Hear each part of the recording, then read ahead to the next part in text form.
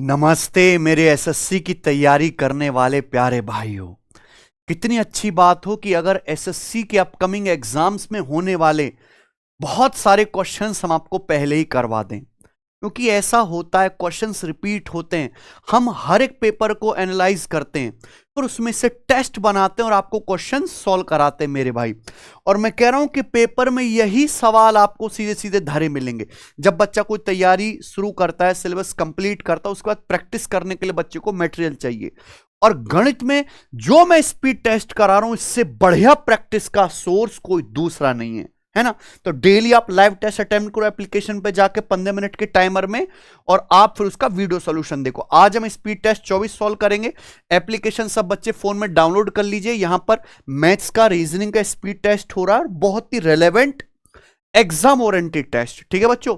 और ये जितने भी टेस्ट मैं ही बनाता हूं, उन सब का प्यारे बच्चों वीडियो सॉल्यूशन भी हमने करवा रखा है, और बहुत कम समय में बहुत अच्छी एक्सप्लेनेशन के साथ सभी जो है मैंने टेस्ट सॉल्व कराए, ठीक है। तो आप इस पूरी प्लेलिस्ट को देखिए प्यारे बच्चों, चाहे आप फ्रेशर हैं या जो है आप रिपीटर हैं। आइए शुरू करते हैं। और साथ साथ आप प्रीवियस ईयर के फुल लेंथ टेस्ट भी लगाते रहो, कि अब सारा का सारा खेल जो एक्यूरेसी और स्पीड पे आके अटक गया है, ठीक है ना। तो यहां पे आपको 10,000 से ज्यादा फुल लेंथ सेक्शनल टेस्ट भी फ्री मिलेंगे प्यारे भाई। सिलेक्शन वे टेस्ट रैंकिंग हमारी एप्लीकेशन पे। आइए प्यारे बच्चों शुरू करते हैं। पहला सवाल, इनमें 70% क्वेश्चन प्रीवियस है, कुछ हमने नए भी बनाए हैं ना। आइए, कौन सा को प्राइम पेयर है? को प्राइम पेयर यानी कि जिनका एचसीएफ 1 हो। 27-36 में 9 कॉमन है, 44-99 में 11 कॉमन है, 25-36 में कुछ भी कॉमन नहीं, इनका एचसीएफ 1 है, तो ये को प्राइम है। Option number C. cos x minus sine x बराबर a, cos x plus sine x बराबर बी। तो आपसे पूछा है 1 minus tan square x upon 1 plus tan square x, ये आपसे पूछा है। देखिए, आप टेन को साइन कॉस में बदल सकते हो, वैसे आपको पता होना चाहिए कि 1 minus tan square x upon 1 plus tan square x, ये अपने आप एक फॉर्मूला है। किसका फॉर्मूला होता है? cos 2x का। cos 2x का फॉर्मूला होता है टेन में 1 minus tan square x upon 1 plus tan square x. और इस सवाल का आंसर आ गया ए बी। अच्छा सवाल है, रेलवे में लेटेस्ट आया, क्योंकि cos 2x क्या होता है? cos square x minus sine square x. cos 2x बराबर है cos square x minus sine square x. Clear है ना। और इन दोनों की गुणा करने पे आ जाएगा ये cos x minus sine x into cos x plus sine x बराबर cos square x minus sine square x, यानी कि क्या आ गया? ए गुणा बी। बेहतरीन सवाल। आइए, A and B can do a piece of work in 12 days and 39 days respectively. Both work for 4 days. दोनों 4 दिन तक काम करते, then A leaves, फिर A छोड़ देता है। How long will B take to complete the remaining work? Remaining work को करने में B कितने दिन लेगा? A एक काम 12 दिन में करता है, B 39 दिन में, दोनों 4 दिन तक काम करते हैं। A चला गया, यानी कि A ने केवल 4 दिन काम किया। A पूरा काम करता है 12 दिन में, एक दिन में 1/12, तो A 4 दिन में कितना काम करेगा? 4/12 यानी कि 1/3। तो ए ने टोटल काम का 1/3 किया है, तो बाकी 2/3 काम किसने किया होगा? बी ने। बी पूरा काम 39 दिन में कर रहा है, तो 2/3 काम कितने दिन में किया होगा? 2/3 काम बी ने कितने दिन में किया होगा? 26 दिन में। यानी कि बी ने टोटल 26 दिन काम किया। ये पूछा होता कि पूरा काम कितने दिन में, वो आंसर आता 26 दिन। बचे काम को पूरा करने में बी को कितने दिन लगेंगे? भाई ए और बी 4 दिन तो काम कर ही चुका है ना, बी 4 दिन काम कर ही चुका है, तो 4 दिन के काम के बाद बी ने बचा काम करा होगा 22 दिन में। बेहतरीन सॉल्यूशन। आइए, ट्रायंगल पी क्यू आर में PS angle Q P R का बाइसेक्टर है, पीटी परपेंडिकुलर है क्यू आर पे, एंगल क्यू बड़ा है एंगल आर से, एंगल टीपीएस। देखो, ये डायरेक्ट प्यारे बच्चों थ्योरम है, ये थ्योरम आपको पता होनी चाहिए, थ्योरम ही पूछी है। जैसे मान लीजिए आपके सामने ट्रायंगल पी क्यू आर है, ठीक है ना। इस सवाल में बोला गया है कि पीटी क्यू आर पे परपेंडिकुलर है, तो ये पीटी परपेंडिकुलर हो गया क्यू आर पे। उसके आगे ये बोला गया है कि PS angle Q P R का बाइसेक्टर है, क्यू पी आर इस एंगल का बाइसेक्टर है आपका प्यारे बच्चों यहां पर पीएस, ठीक है ना बच्चों। तो प्रश्न में आपसे जो पूछेगा टीपीएस, यानी कि ये वाला एंगल आपसे पूछा है, तो इस एंगल की जो वैल्यू होगी क्या होगी? बेस पे जो दो एंगल बने उनके डिफरेंस का आधा, यानी कि एंगल टीपीएस क्या होगा? क्यू और आर के डिफरेंस का आधा, angle Q minus angle R बटे बी ऑप्शन, है ना बच्चों। आइए, सीधी थ्योरम है। There are 400 MCQ in a test. 4 marks are allotted for a correct answer, 1 mark is deducted for a wrong answer or an unattempted question from total score. If a candidate has scored 1280 marks in test, एक बालक के 1280 number आए, तो कितने questions उसने correct किए बताइए। बहुत बढ़िया और फेमस सवाल है। बहुत सारे तरीके हैं। एक तरीका तो आप एलिगेशन भी लगा सकते हैं, है कि नहीं प्यारे बच्चों। या आप ये सोचो कि मान लीजिए उसने सारे के सारे सवाल सही करें, तो 400 क्वेश्चन है, अगर सारे के सारे क्वेश्चन करेक्ट करता तो उसके नंबर आने चाहिए थे 400 चौका 1600, पर एक्चुअल में उसके नंबर आए केवल कितने 1280। उसके 320 नंबर कम आए। क्यों कम आए? क्योंकि उसने कुछ सवाल गलत कर दिए। भाई एक सवाल सही करने से 4 नंबर मिलते, गलत करेगा तो 1 नंबर कट जाएगा मिलने की बजाय, यानी कि एक सवाल रॉन्ग करने से +4 से -1 पे आ जाता है, यानी कि एक सवाल रॉन्ग करने से 5 नंबर का नुकसान होता है। तो अगर 320 क्वेश्चन उसने 320 नंबर उससे कम आया, यानी कि उसने कितने क्वेश्चन रॉन्ग किए 320/5, यानी कि तो 64 क्वेश्चन उसने रॉन्ग किए, 400 में से 64 रॉन्ग है। तो सही कितने हैं? 400 में से 64 घटाइए, यानी कि 300, है कि नहीं बच्चे। यदि किसी ट्रायंगल की साइड ABC है, उनका सम A + B + C 18 है, तो इस ट्रायंगल का मैक्सिमम पॉसिबल एरिया क्या होगा? मैक्सिमम पॉसिबल एरिया ट्रायंगल की तीनों साइड का सम, यानी कि पेरीमीटर दिया 18, पूछा ट्रायंगल का मैक्सिमम एरिया क्या होगा। मैक्सिमम एरिया कब होगा? मैक्सिमम चीजें तब होती हैं जब वो इक्वल होती हैं प्यारे बच्चों। ट्रायंगल का एरिया मैक्सिमम तब होगा जब तीनों साइड बराबर होंगी, यानी कि ट्रायंगल कैसा होगा? इक्विलेटरल, समबाहु त्रिभुज, यानी कि हर भुजा की लंबाई होनी चाहिए 6 6 6, और ये होगा मैक्सिमम एरिया √3/4 भुजा का स्क्वायर, ठीक है ना। तो 36/4 9√3, क्या आंसर? C option. समझे मेरे भाई। 15,625 अमाउंट बन जाता है 24,389 3 साल में सर्टेन रेट ऑफ इंटरेस्ट पर, जो एनुअली कंपाउंड होता है। रेट ऑफ इंटरेस्ट बताओ। 15,625 का प्रिंसिपल 3 साल में, कितने साल में? 3 साल में 24,389 हो गया, यानी कि 3 साल में आपका पैसा इतने गुना हो गया 3 साल में। तो बताओ हर एक साल में आपका पैसा कितने गुना हो रहा है? एक साल का मल्टीप्लाइंग फैक्टर क्या आएगा? इसका क्यूब रूट। 15,625 का क्यूब रूट 25, ऊपर वाली संख्या का क्यूब रूट क्या आएगा? 9 है ना, 30 से छोटा आएगा 29, 29 का क्यूब 9 का क्यूब 729, तभी एंड में 9 आ पाएगा, है कि नहीं बच्चों। 30 का क्यूब 27 होता है, तो 30 से छोटी संख्या का क्यूब है कि नहीं मेरे भाई। याद नहीं था पर हमने अंदाजे से कर लिया, यानी कि हर एक साल में आपका पैसा 29/25 गुना होगा, यानी कि प्यारे बच्चों 25 पे आपको एक साल में कितना ब्याज मिलेगा? 4। 1/25 4%, 4/25 16% पर एनम ब्याज की तरह। Option number D. आइए जी, a is not equal to b है, तो a² - b² और a - b का थर्ड प्रोपोर्शनल बताओ। दो संख्याएं अगर a और b है तो उनका थर्ड प्रोपोर्शनल क्या होता है? b²/a।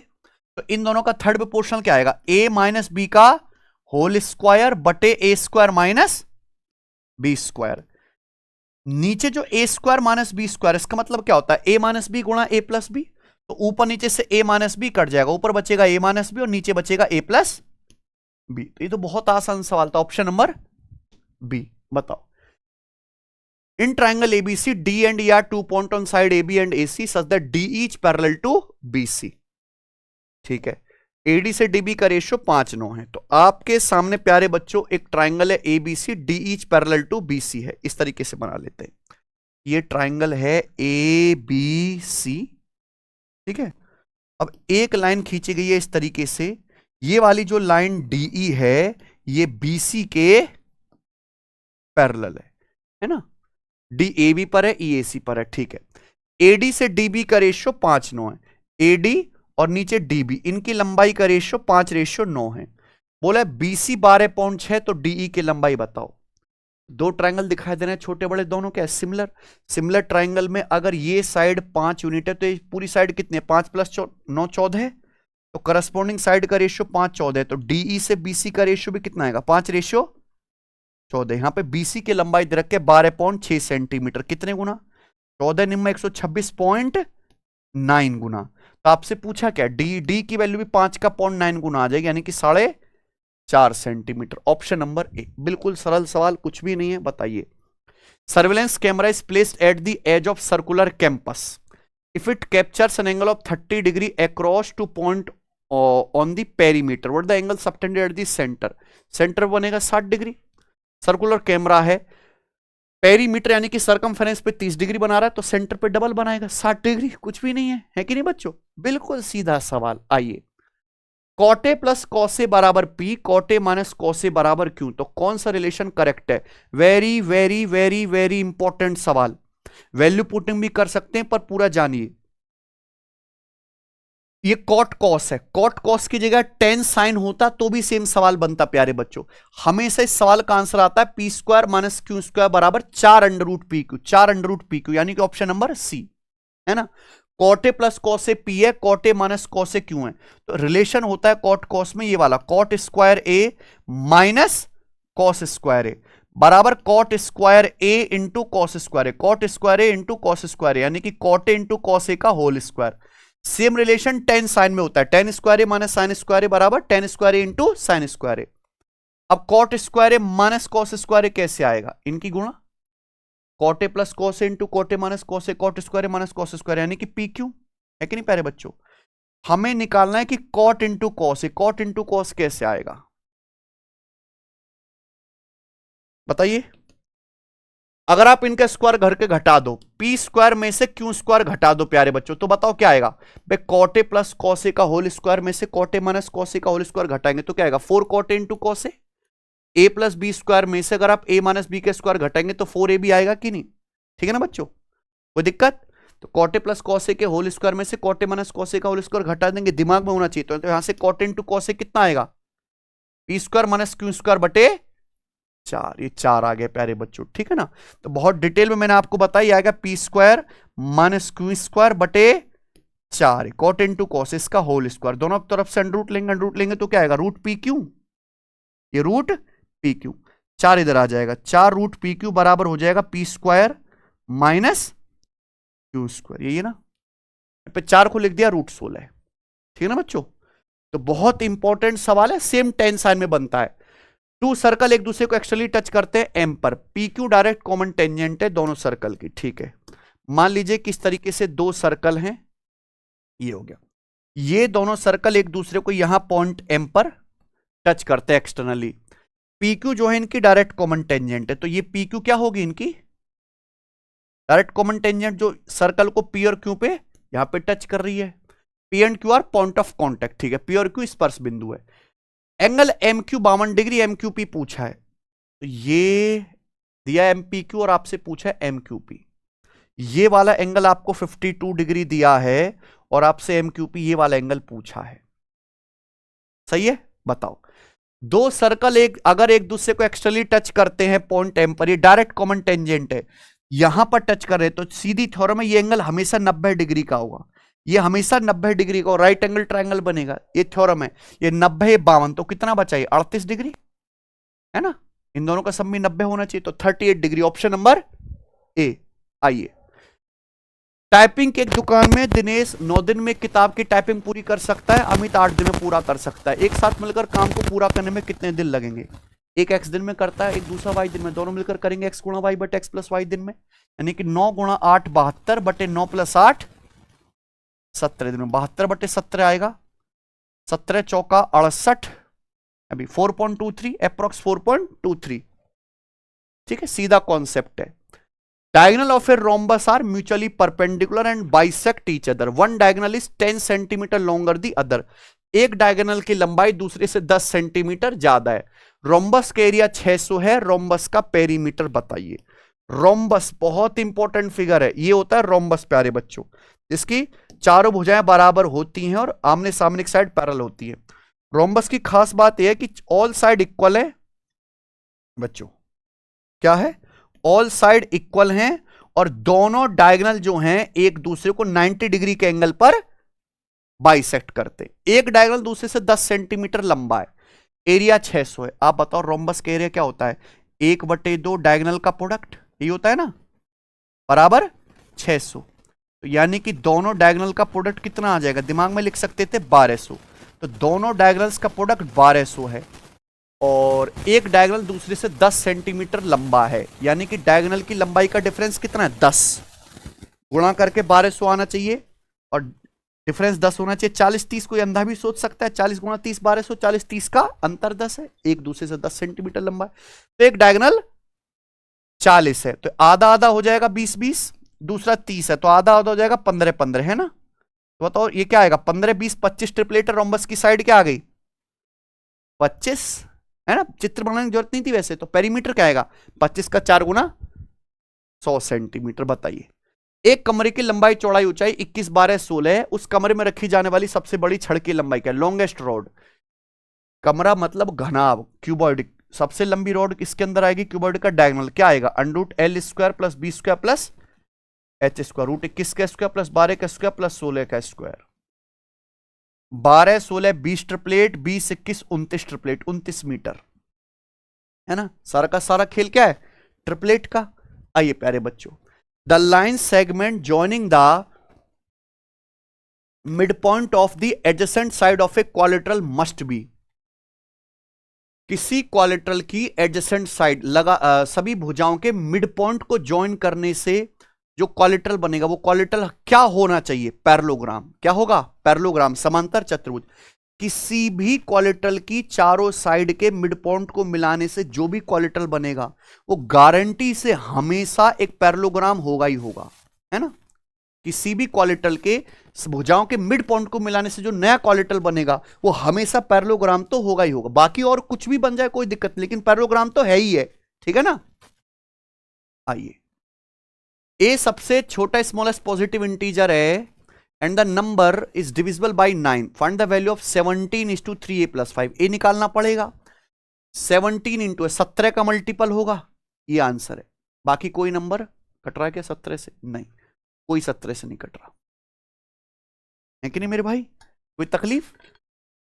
सॉल्व भी करना चाहते हैं क्योंकि सवाल के अनुसार ये जो नंबर दिया 9 से डिविजिबल, अगर कोई नंबर 9 से कटता है तो उसका डिजिटल सम कितना होना चाहिए, 9, 4 5 9 और 9, 7 2 9, 8 + 6 14, 14 मतलब 5 + a, ये डिजिटल सम बनना चाहिए 9। तो a की वैल्यू कितनी आएगी 4, a का मान 4 आ गया, यहां रख देते हैं। 17 × 4 = 12 + 5 17, 17 × 17 289, ठीक है। ये sum of all interior angle of a regular polygon is 1800 degree, how many diagonal does the polygon have. अगर किसी रेगुलर पॉलीगन में मान लीजिए n साइड हैं तो उसके सभी इंटीरियर एंगल का सम होता है n - 2 × 180 डिग्री, ये ऑल इंटीरियर एंगल का सम है। सवाल में इसके लिए 1800 डिग्री दी है, तो 180 से 10 बार यानी कि क्या हो गया प्यारे बच्चों, 12 साइड है। रेगुलर पॉलीगन में भुजाओं की संख्या है 12, लेकिन पूछा number of diagonal. Number of diagonal क्या होता है, n × n - 3/2। अगर 12 साइड है तो डायगोनल कितने होंगे, 12 × 12 - 3 9/2, है ना, 160/2 यानी कि 54। Option number D. बताओ, PQ के काम को 24 दिन में, QR 30 दिन में, PR 40 दिन में कर सकते हैं। X is 4 times efficient as P, Y is half as efficient as Q, Z is 2.5 times as efficient as R। XYZ मिलके कितने दिन में करेंगे। अच्छा ये बड़ा सवाल है भाई। P और Q मिलकर काम करते हैं 24 दिन में, Q और R मिलकर एक काम करते हैं प्यारे बच्चों 30 दिन में, उसके साथ P और R बचे, P और R मिलकर काम करते हैं 40 दिन में। तो 24 30 और 40 का एलसीएम 120, हमने मान लिया कि टोटल वर्क 120 है। तो P + Q की एफिशिएंसी 5, Q + R की 4 और R + P की 3। तो आप इन तीनों को जोड़ो, तो P + Q + R की एफिशिएंसी क्या आएगी, डायरेक्ट इनको जोड़ के आधा कर दो, 5 4 9 3 12 का आधा 6। तो मैंने निकाल लिया P + Q + R की एफिशिएंसी है 6 यूनिट। कुछ भी नहीं किया मैंने, इन तीनों को ऐड कर दिया। P + Q 5 है तो R बचेगा 1, Q + R की एफिशिएंसी Q + R की 4 है तो P की बचेगी 2, जोड़ के 6 आना चाहिए। तो Q की कितनी आ गई, P Q R तीनों की एफिशिएंसी आ गई। ये सवाल तभी सॉल्व होगा जब मैं यहां से X Y और Z की एफिशिएंसी निकालूंगा, कि पूछा है X Y Z मिलकर काम कितने दिन में करेंगे, है कि नहीं भाई। बोला X is 4 times as efficient as P, X की एफिशिएंसी P का 4 गुना, 2 का 4 गुना 8। उसके आगे बोला है Y is half efficient as Q, Y की एफिशिएंसी Q का आधा, 3 का हाफ यानी कि 1.5। उसके अलावा Z is 2.5 times as efficient R, Z की एफिशिएंसी R का 2.5 गुना है, 1 का 2.5 गुना 2.5। तो X Y Z तीनों की एफिशिएंसी कितनी आएगी प्यारे बच्चों, 8 4 12। तो 12 एफिशिएंसी के साथ अगर XYZ तीनों में लोग मिलकर काम करेंगे 120 यूनिट काम कर लेंगे 10 दिन में। आंसर क्या है, ठीक है ना। चलिए अगला सवाल, in a parallelogram the difference of two adjacent angle is 40 degree, find the measure of smaller angle. बहुत बिल्कुल बेसिक सवाल। पैरेललोग्राम है, पैरेललोग्राम में कोई भी दो एडजेसेंट एंगल जो है, ये है एडजेसेंट एंगल, आसन्न कोण, इनका सम जो होता है वो हमेशा क्या होता है 180 डिग्री, और इनका डिफरेंस दिया है 40 डिग्री। तो छोटा एंगल क्या आएगा प्यारे बच्चों, दो संख्याओं का सम और डिफरेंस दिया है, छोटी संख्या ये घटा के आधा करो, 180 माइनस 40, 140 का आधा 70 डिग्री, तो छोटा एंगल है आपका 70 डिग्री, ये वाला एंगल आ जाएगा आपका 110 डिग्री बड़ा वाला, है कि नहीं। चलिए 2 साल में 18,000 पर सीआई और एसआई का डिफरेंस 405 था, एनुअली रूप से कंपाउंड होने पर ब्याज की दर क्या है, what was the rate of interest percentage compound per annum, बताओ। देखो इसकी डायरेक्ट ट्रिक है प्यारे बच्चों, अगर आपको रेट निकालना है, प्रिंसिपल है 18,000, 2 साल के सीआईएसआई का डिफरेंस है 405, तो कॉन्सेप्ट क्या है √D/P, है ना। 2 साल के सीआईएसआई का डिफरेंस 405, प्रिंसिपल कितना है 18,000, है ना बच्चों। एक तरीके से ट्रिक भी बनती है, रेट बराबर √D/P, ठीक है मेरे भाई। 45 निम्मा 405, 45 दुसाम 450 से कितना कम है 45 कम है ना, 45 चौका 180, बहुत फेमस नंबर है ये। 9 का √3, 400 का √20, 3/20, 1/20 5%, 3/20 15%, ठीक है ना। सीधा परसेंटेज में बदल लेंगे।